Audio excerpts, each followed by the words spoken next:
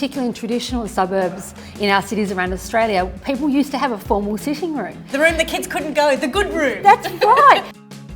And I think, during COVID, we saw a lot of people retreat to these spaces, and they were actually quite joyous.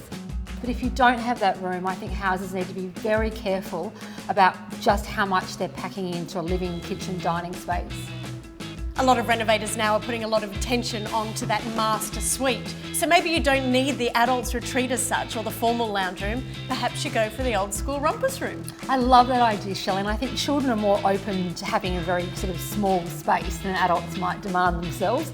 Kids are pretty happy with a closed door if they're left alone to their own devices, and I think it's a great idea that they can be in there, be joyous, noisy, crowded, crazy, rowdy, but be away from the sort of the centre of the home. I know it sounds a bit awful, but I do think, particularly during this period of COVID, people really were seeking out different rooms in a house, and suddenly that sort of Charles Dickens style floor plan suddenly seemed actually quite relevant, didn't it? But it does leave all this gorgeousness just for the adults to enjoy. That's exactly right.